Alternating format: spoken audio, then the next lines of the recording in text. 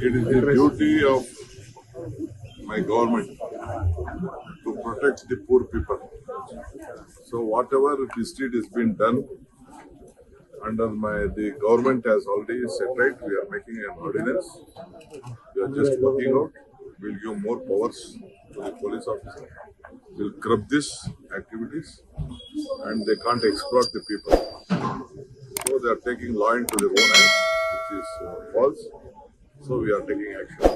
Sir ಎಚ್ಚರಿಕೆ ಕೊಟ್ಟರು ನಿಲ್ತಾ ಇಲ್ಲ ಸರ್, ಕಿರುಕುಳ ಕೊಡೋದು. ನಮ್ಮ ಸರ್ಕಾರ ಯಾರು ಅನೇಕ FIR ಗಳಾಗಿದೆ. ಬೀದರು, ಬೆಳಗಾಮು, ಮೈಸೂರು, ಬೆಂಗಳೂರು, ರಾಮನಗರ ಎಲ್ಲ ಕಡೆನೂ ಕೂಡ ಆಗಿದೆ. ಎಲ್ಲದಕ್ಕೂ ಕೂಡ ಪರಿಶೀಲನೆ ಮಾಡಲಿಕ್ಕೆ ಈಗಾಗಲೇ ನಮ್ಮ ಮುಖ್ಯಮಂತ್ರಿಗಳು ಆದೇಶ ನೀಡಿದ್ದಾರೆ. ಕೋಆಪರೇಷನ್ ಮಿನಿಸ್ಟರ್ ಕೂಡ ಅವ್ರಿಗೆ ಅವ್ರ ಇಲಾಖೆಗೆ ಸಂಬಂಧಪಟ್ಟಂತೆ ಏನಿದೆ ಅದಕ್ಕೂ ಕೂಡ ಮಾಡಿದೆ. ಈಗ ಆದೇಶ, ಈಗ ಆರ್ಡಿನೆನ್ಸ್ ರೆಡಿ ಆಗಿದೆ. ಈಗ ಕೂಡಲೇ ಚೀಫ್ ಮಿನಿಸ್ಟರ್ ಕೂಡ ಸದ್ಯದಲ್ಲೇ ಇವತ್ತು ನಾಳೆಲೆ ಗವರ್ನರ್ಗೆ ಹೋಗ್ತಾ ಇದೆ. ನಮ್ಮ ಬಡವ್ರನ್ನ ರಕ್ಷಣೆ ಮಾಡಬೇಕು, ಹಾಗಂತ ಅವ್ರಿಗೆಲ್ಲ ಎಕ್ಸ್ಪ್ಲಾಟ್ ಮಾಡ್ಲಿಕ್ಕೆ ಸಾಧ್ಯ ಇಲ್ಲ. ಬಡ್ಡಿ ತರದಲ್ಲಿ ಈಗ ಮೀಟರ್ ಬಡ್ಡಿ, ಆ ಬಡ್ಡಿ, ಈ ಬಡ್ಡಿ ಮಾಡಿಕೊಂಡು ರೌಡಿಗಳನ್ನ ಬಿಟ್ಬಿಟ್ಟು ಎದರಿಸಿ ಮಾಡಿ ಇವೆಲ್ಲ ನಡೀತಾ ಇರೋದು ನಮ್ಮ ಗಮನಕ್ಕೆ ಬಂದಿದೆ. ಪ್ರತಿ ಜಿಲ್ಲಾ ಕಚೇರಿನೂ ಕೂಡ ಒಂದು ಹೆಲ್ಪ್ ಲೈನ್ ಕೂಡ ನಾವು ಮಾಡಿದೀವಿ. ನಾನು ಎಲ್ಲ ಕಾರ್ಯಕರ್ತರಿಗೆ, ಎಲ್ಲ ಪಾರ್ಟಿ ಕಾರ್ಯಕರ್ತರಿಗೆ ನಾನು ರಿಕ್ವೆಸ್ಟ್ ಮಾಡ್ಕೊಳ್ತೀನಿ, ಅಂತದ್ದು ಎಲ್ಲೆಲ್ಲಿ ಹರಾಸ್ಮೆಂಟ್ ಇದೆ ದಯವಿಟ್ಟು ನಮ್ಮ ಜಿಲ್ಲಾಧಿಕಾರಿಗಳ ಹೆಲ್ಪ್ ಲೈನ್ಗೆ ತಿಳಿಸಿ. ನಮ್ಮ ಪೊಲೀಸ್ ಅಧಿಕಾರಿಗಳು ಮತ್ತು ನಮ್ಮ ಡೆಪ್ಟಿ ಕಮಿಷನರ್ಸ್ ಸದ್ಯದಲ್ಲೇ ಚೀಫ್ ಮಿನಿಸ್ಟರ್ದು ಸ್ವಲ್ಪ ರೆಸ್ಟ್ 1-2 ದಿನ ಆದ್ಮೇಲೆ SP DC ಗಳಿಗೆ ಒಂದು ಪ್ರತ್ಯೇಕವಾದಂತಹ ಸಭೆನೂ ಕೂಡ ನಡೆಸಬೇಕು ಅನ್ನೋದು ಕೂಡ ನಾವೆಲ್ಲ ಚಿಂತನೆ ಮಾಡಿದೀವಿ. ಇದಕ್ಕೆ ಏನ್ ಬೇಕೋ ನಾವು ರಕ್ಷಣೆಯನ್ನ ನಾವು ಮಾಡ್ತೀವಿ. ಆರ್ಡಿನೆನ್ಸ್ ಆದಷ್ಟು ಜಲ್ದಿ ಹೋಗ್ತದೆ. ಕ್ಯಾಬಿನೆಟ್ ಅಲ್ಲಿ ಮೊನ್ನೆಲ್ಲ ತೀರ್ಮಾನ ಮಾಡಿದ್ವಿ. Union Finance Minister said that the Karnataka government have become bankrupt. Other side, you have demanded many things. The Union Finance Minister should know how much lakh crore they have taken loan. We have not taken such loan. We are managing. Honorable Prime Minister said that when we gave this guarantee, 5 guarantee ಕೊಟ್ಟಾಗ ನಮ್ಗೆಲ್ಲ ಅವ್ರು ಹೇಳ್ತಾ ಇದ್ರು ಅವರು ದಿವಾಳಿ ಆಗೋಗ್ಬಿಡ್ತದೆ ಅಂತ ಹೇಳ್ತಾ ಇದ್ರು. ಆಗ್ಲೇ ಎಲ್ಲ ಎಲೆಕ್ಷನ್ ಈಗ ಅವ್ರು ಗೆಲ್ಲಕ್ಕೆ ನಮ್ಮ ಹಾದಿ ಹಿಡ್ದವ್ರೆ. ನಾವು ಓಟ್ಗೆಲ್ಲ ನಾವು ಕೊಡ್ತಾ ಇದ್ದಿದ್ದು. ಬೆಲೆ ಏರಿಕೆಯಿಂದ ಹೆಣ್ಮಕ್ಳು ತತ್ತರಿಸ್ತಾ ಇದ್ರು.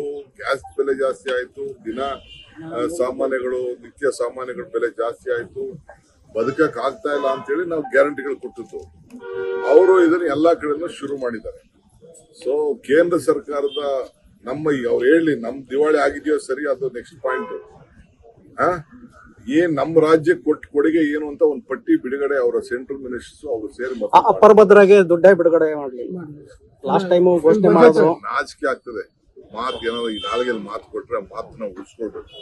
ಫಸ್ಟ್ ನಾನು ಅವ್ರು ರಿಕ್ವೆಸ್ಟ್ ಮಾಡ್ತಿದ್ದೀನಿ, ನೀವು ಮಾತು ಉಳಿಸ್ಕೊಳ್ಳಿ. ಆಮೇಲೆ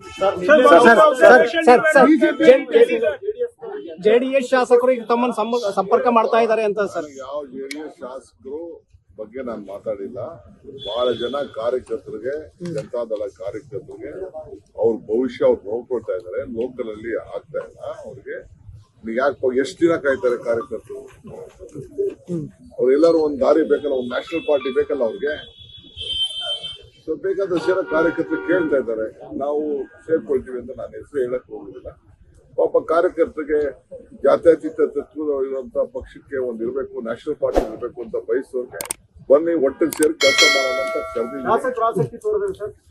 ಆಮೇಲೆ ನೋಡೋಣ. ಈಗಾಗಲೇ ನಿಮ್ಮ ಸಂಪರ್ಕ ಮಾಡ್ತಾ ಇದಾರಂತಲ್ಲ ಸರ್ ಶಾಸಕರು? ಸಂಪರ್ಕ ಮಾಡಿಲ್ಲ, ನಾನು 4-5 ಜನ ಮಾಡಿಲ್ಲ. ನಮ್ಗಿರೋ ನಂಬರೇ ಸಾಕು. Some of the JDS MLAs are keen to join you. No MLAs is keen. I have not spoken to anyone. That is all false. Some of the party workers, sir, of JDS. Party workers, of course, they can come. Sir Ashok ಅವರು CM ಬದಲಾವಣೆ ಬಗ್ಗೆ ಹೇಳಿದ್ದಾರೆ sir. CM ಬದಲಾವಣೆ ಬಗ್ಗೆ ಅಶೋಕ್ ಅವರು ಹೇಳಿದ್ದಾರೆ. November 15, 16 ಅಂತ date ಕೂಡ ಫಿಕ್ಸ್ ಮಾಡ್ಕೊಂಡಿದ್ದಾರೆ. ಇದು ಅಸ್ಟ್ರಾಲಜಿ ಬಗ್ಗೆ ಸ್ವಲ್ಪ ಚಟ ಇದೆ. ಅವರು ಬೋರ್ಡ್ ಹಾಕೊಂಡಿದ್ದಾರೆ. ನಾನು ಟೈಮ್ ತಗೊಂಡು ನಾನು ಶಾಸಕರ ಹೋಗ್ಬಿಡ್ತೀನಿ. ಲೇಟೆಸ್ಟ್ ಹಾಗೂ ಇಂಟ್ರೆಸ್ಟಿಂಗ್ ಸುದ್ದಿಗಳಿಗಾಗಿ ಬಾಸ್ ಟಿವಿ ಕನ್ನಡ ಚಾನೆಲ್ನ ಸಬ್ಸ್ಕ್ರೈಬ್ ಮಾಡಿ. ಹಾಗೆಯೇ ಬೆಲ್ ಐಕಾನ್ ಪ್ರೆಸ್ ಮಾಡಿ. ಇದರ ಜೊತೆಗೆ ಫೇಸ್ಬುಕ್, ಇನ್ಸ್ಟಾಗ್ರಾಮ್, ಎಕ್ಸ್ ನಲ್ಲೂ ಮಿಸ್ ಮಾಡದೆ ಫಾಲೋ ಮಾಡಿ.